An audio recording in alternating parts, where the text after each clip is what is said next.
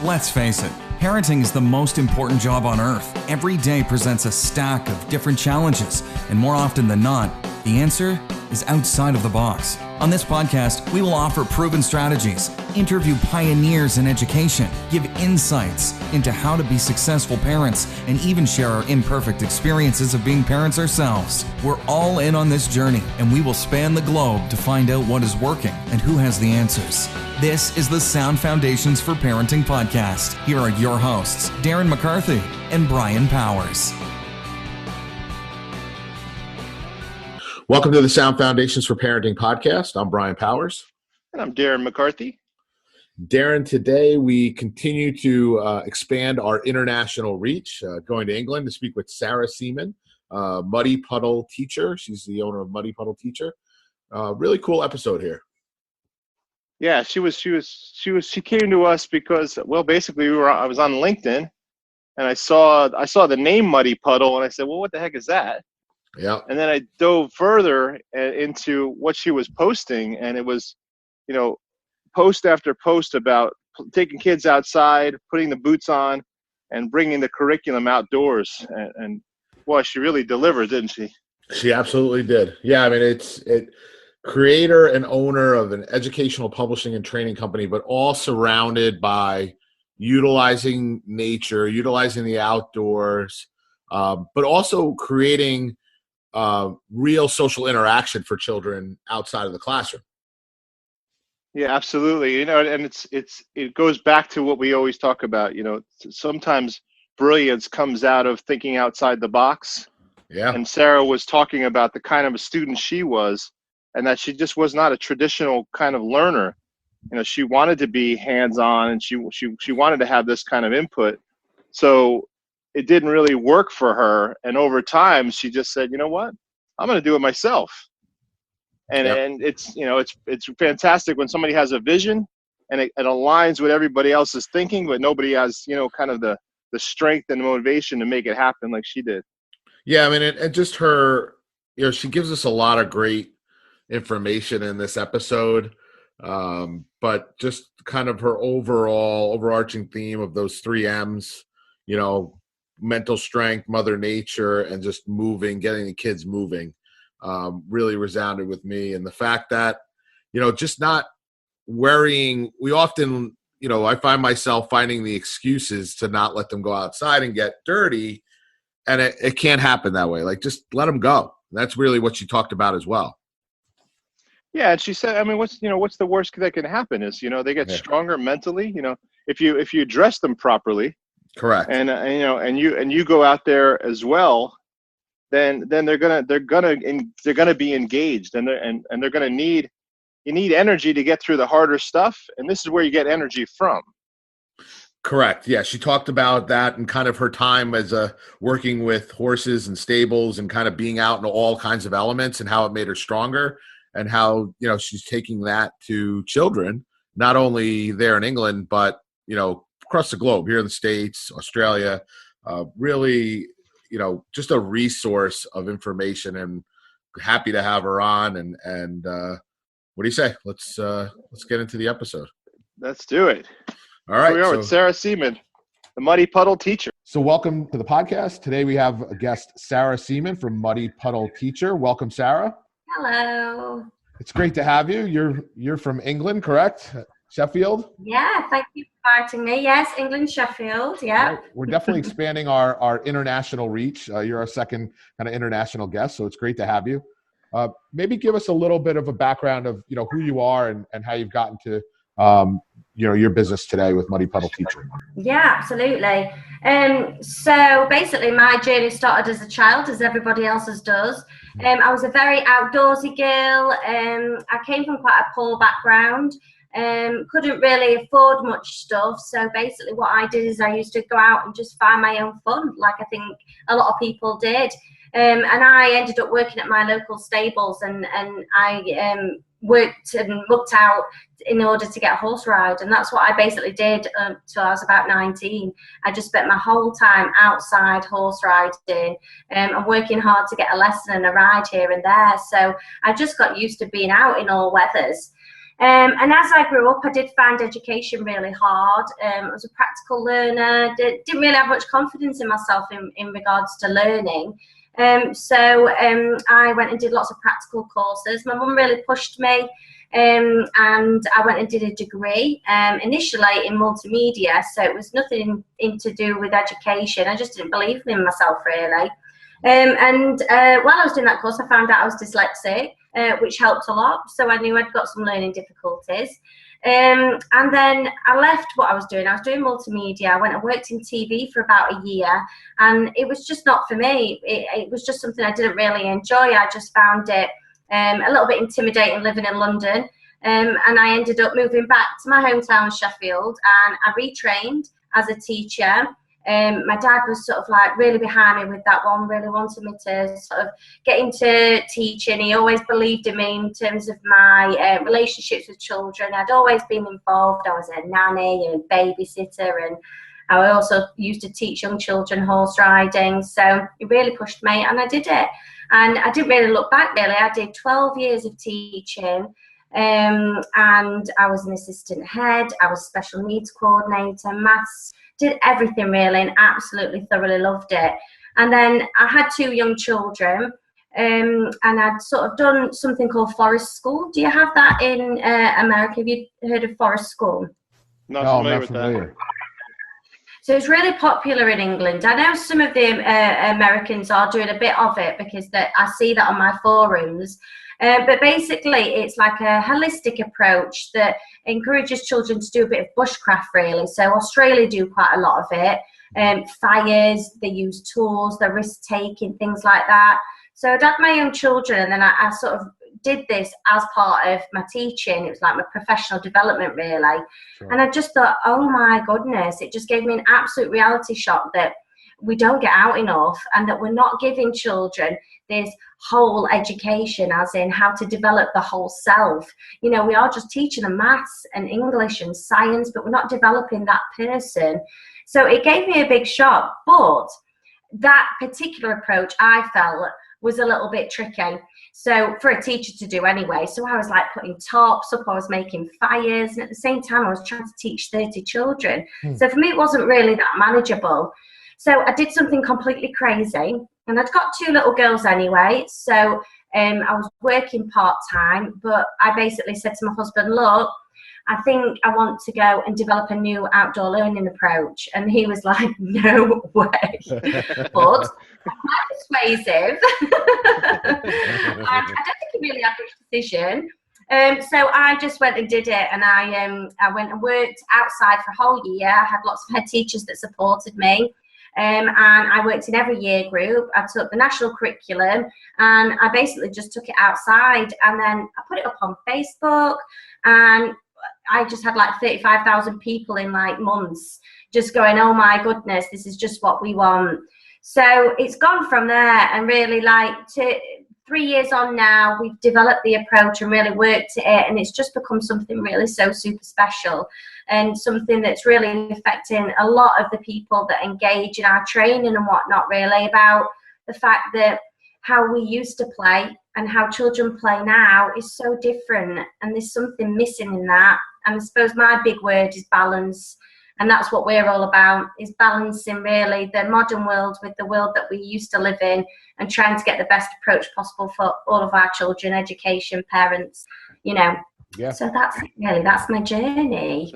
That's amazing. It is amazing. So when you use the term a practical learner, is that what we would say is a hands-on approach? Yeah, so like, you know, there's many different learner types, isn't there? But at the moment, worldwide, we only really cater for one type of learner, which is sort of the auditory learner, the person that can listen and then respond from that.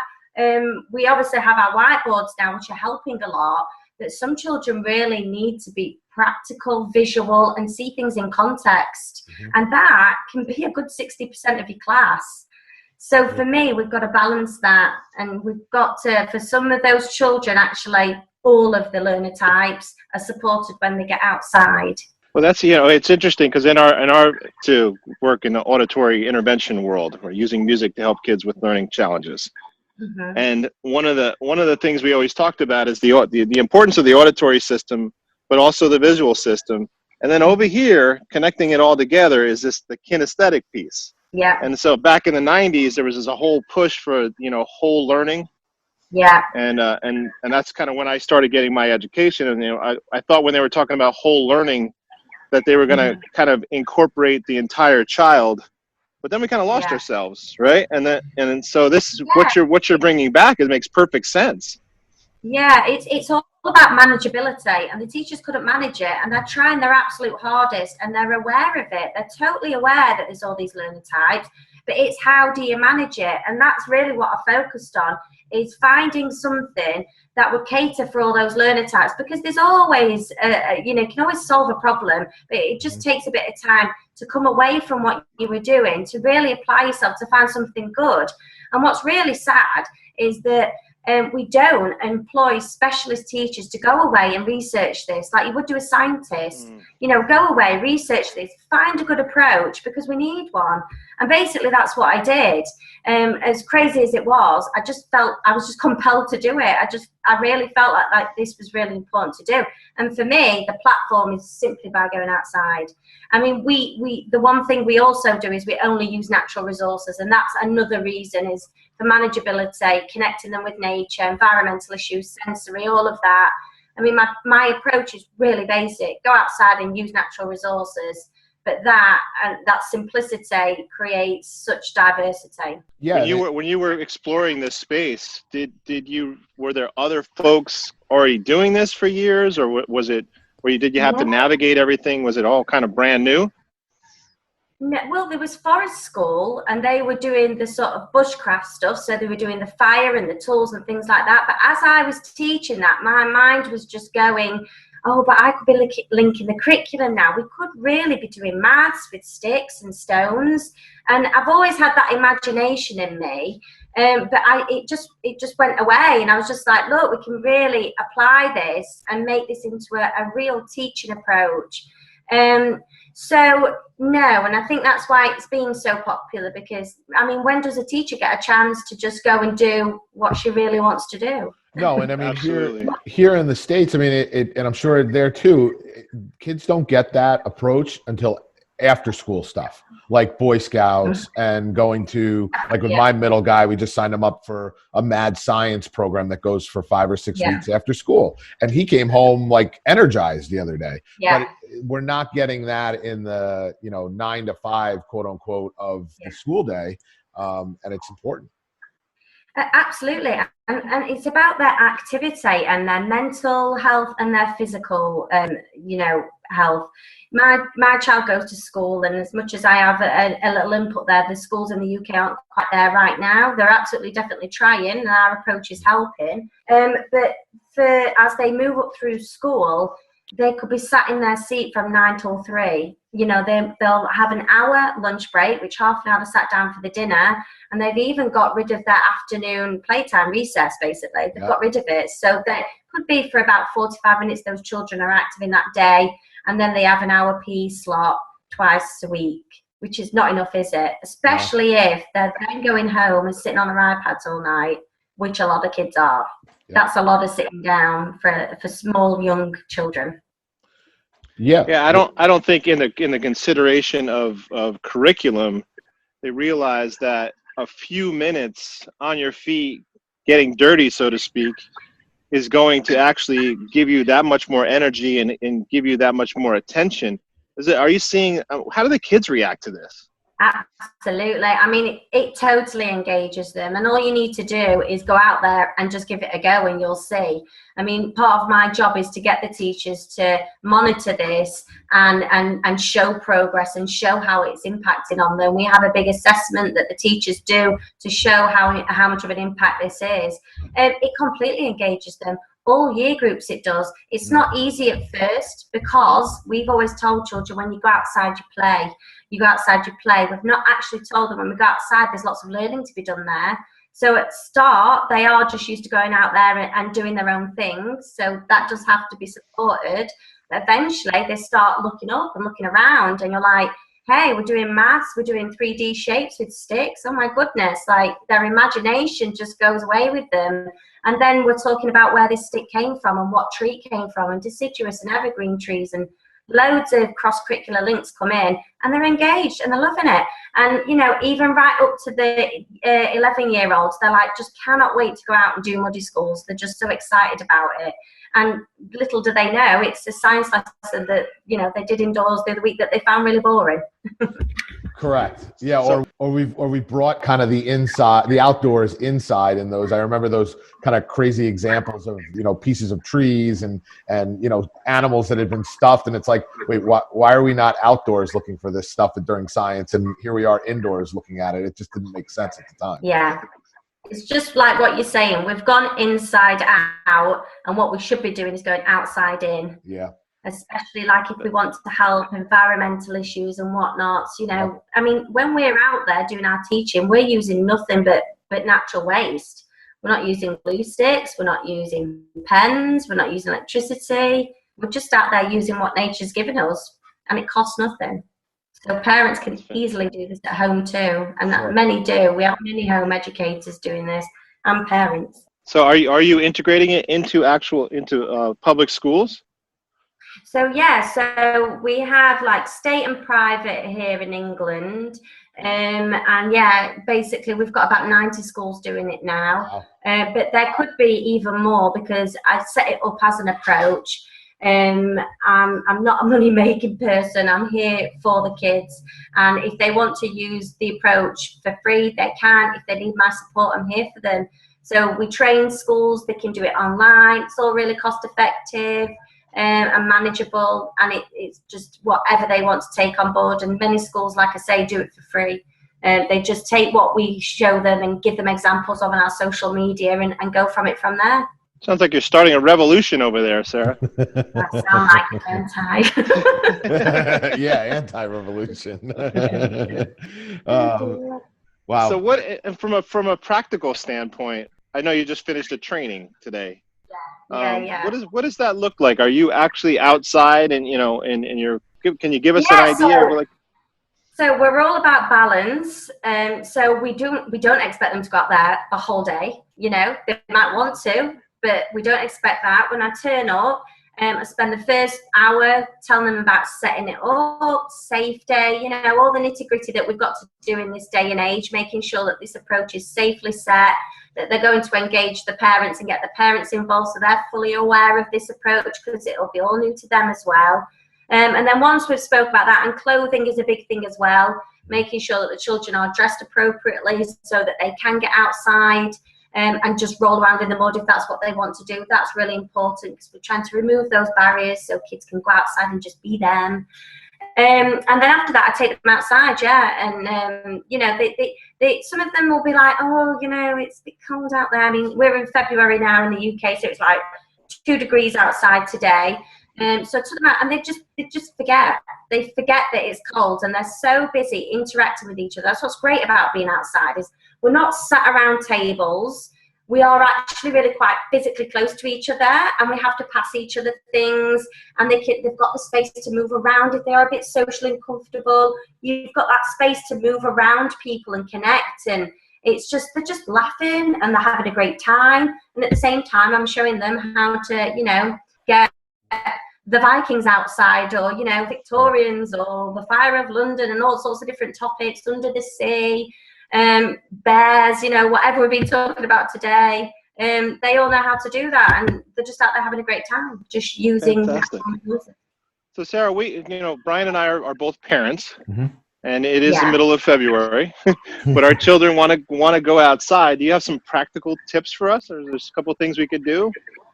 Yeah, so basically you've got to work to your weathers and work to your seasons. So what is the weather like now this week for you guys? We're having a similar, we're having similar to you, but not as cold. This is winter for us, but it's just sunny and cold. Yep, it's kind of unseasonable. So beautiful weather basically, but it's cold.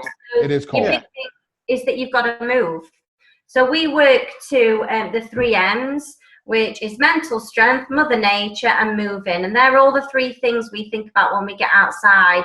And it helps us to structure to get the best out of being outside, because it's really easy, even as a parent, you know, especially if you're a teacher, but it's really easy for our inside teacher to come outside. And what we want is a different experience when we're outside now. Inside, we've got technology, we've got stuff. Outside, we're using our imagination, we've not got much.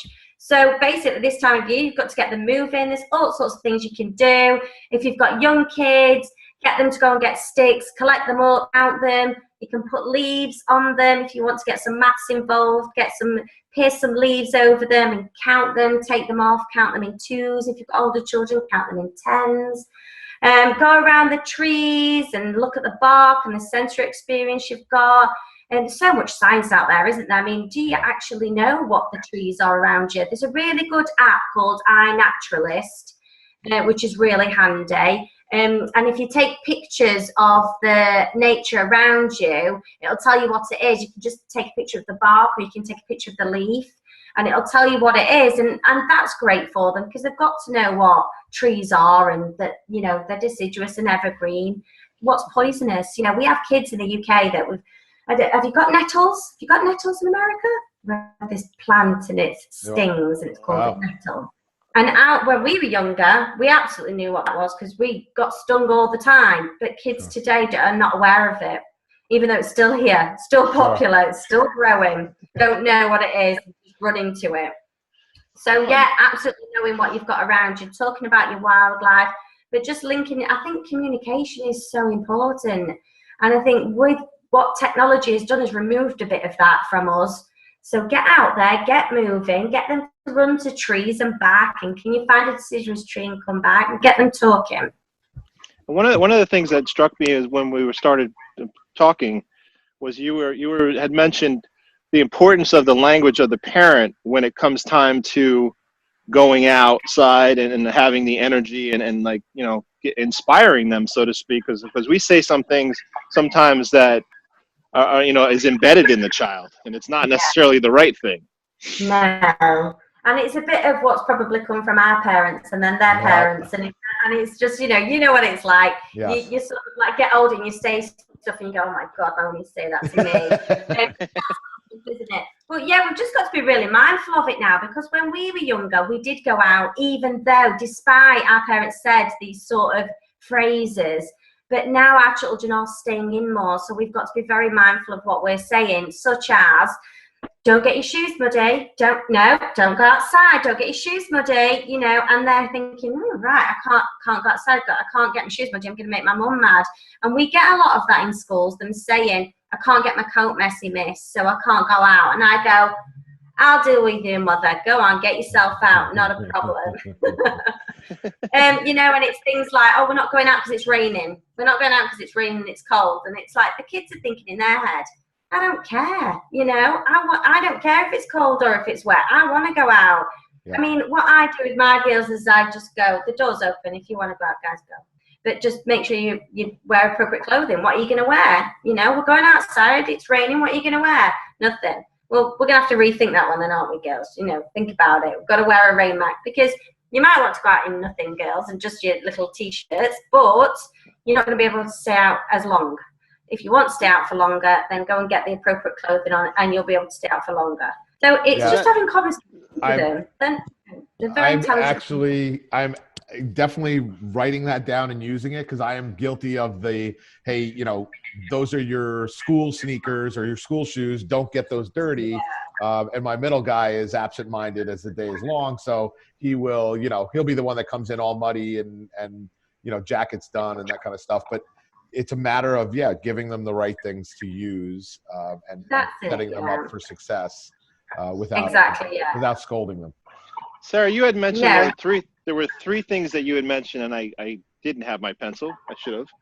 Yeah. One of them was mental toughness. Yeah, I think when I was developing this approach, these three things are what stood out to me as what is the great thing about being outside. One of them is the mental strength. I mean, you do not understand how important it is just to step outside on your mental strength. The wind against your face, the rain on your skin, it just brings you alive.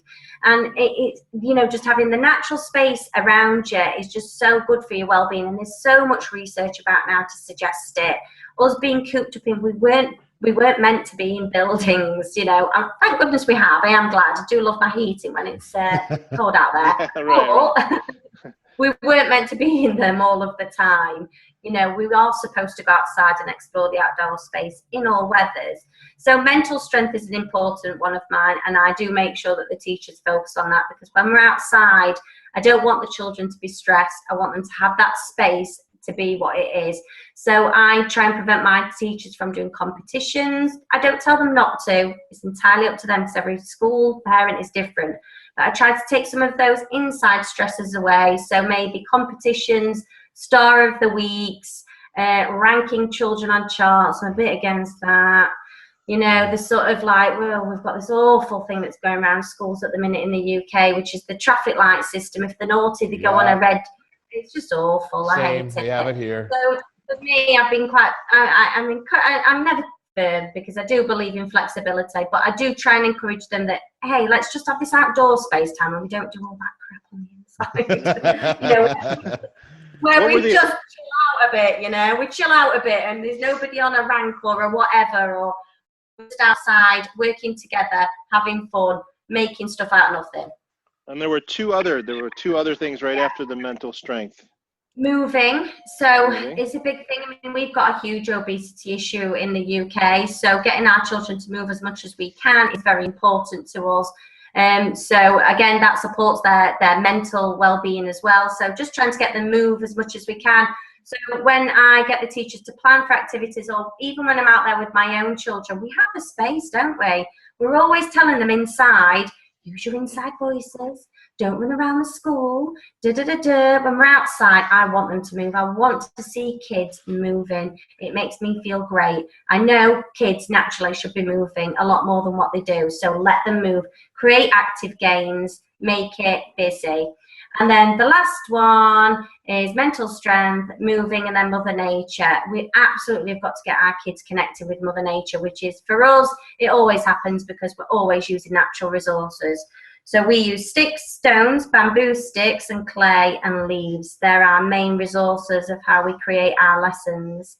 But they're just so sensory. It connects them. There's lots of natural healthy fats in mud and stuff like that are apparently really good for allergies and whatnot. So 3 massive benefits really to our approach. Yeah. Excellent. What a great program.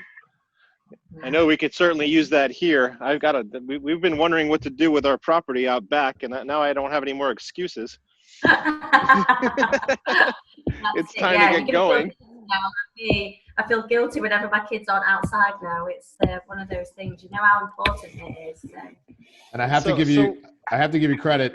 I know I mentioned it before we got on the call, but that outdoor suit that you have on your website is pretty cool, and will be a resource. To basically show the kids, like, hey, this is what you use when you're going outside and getting muddy and playing. Absolutely, yeah. I think it's just about, it's just like clothes and looking cool and all of that. It's just such a harsh pressure, especially on the teenagers. And it's like sometimes, we've just got this, I've been looking for that suit for years, honestly. I've always wanted one of those suits, because I get absolutely sick of having to put on all these different layers of stuff when I'm going outside. So it's just basically a massive onesie, isn't it? It's like an old school snowsuit. Yeah. Yep. Yeah, exactly. Yeah, just get it on and get outside. It means I can kneel on the floor, and I can get to the children's level and actually interact with them, and it can make a massive difference to your teaching if you can be comfortable too. It's important you're comfortable as much as the children. Otherwise, you'll stand outside there and go, I want to get inside. I want to go inside. I want to go inside. We don't want that. No. We want the adults to be comfortable too. Yeah. So Sarah, what do you have available for people if they want to get started, for parents and professionals that want to get, they want to get dirty? Yeah, absolutely. So we have a website, www.themuddypuddleteacher.co.uk. So we do sell worldwide. We have online training, so anyone across the world can access that training. So we do have people in America, Australia, Canada, all doing that training. And basically, we're just giving you on natural resources. That's our approach, as well as inspiring you and giving you lots of ideas. And people are just loving it. They're just loving it. And you get to hear my story on the way as well. So it's there to sort of support you in your journey. And support your well-being. So we have the online training, and then we sell lots of subscriptions, so you can subscribe to all our resources, and they're all so really different. You know, we do like circle time outside, muddy yoga, muddy mindfulness, as well as muddy maths. We might be doing one more, one less. It might be upper school, and you might be doing lots of multiplication, formal calculations. I mean, there's not much I can't get outside, if I'm perfectly honest. So yeah, we provide all of that, as well as lots of free support as well on our Facebook. So it's Muddy Puddle Teacher on Facebook, Instagram, Twitter is Muddy Teachers, and we also have a YouTube channel as well where we model lots of things. And on our website, www.themuddypuddleteacher.co.uk, we've also got a free subscribers area that will just give you an abundance of support and help. But I can't recommend enough to go on our Facebook group, which is just Muddy Teachers, Muddy Parents all over the world. They're just so incredibly supportive to each other on there. Cool. So yeah, we have all that on offer for you. Yeah, and we'll definitely include that in the show notes for this episode. So if our folks are driving or not being able to write things down, don't worry, we got you covered. And make sure you download the notes that come with this episode. So Sarah, thank you very much. We really appreciate. We're really happy to have you on. And again, we'll, like I said, to conclude all these good nuggets of information that you've given us in the show notes, and we'd be happy to have you on again.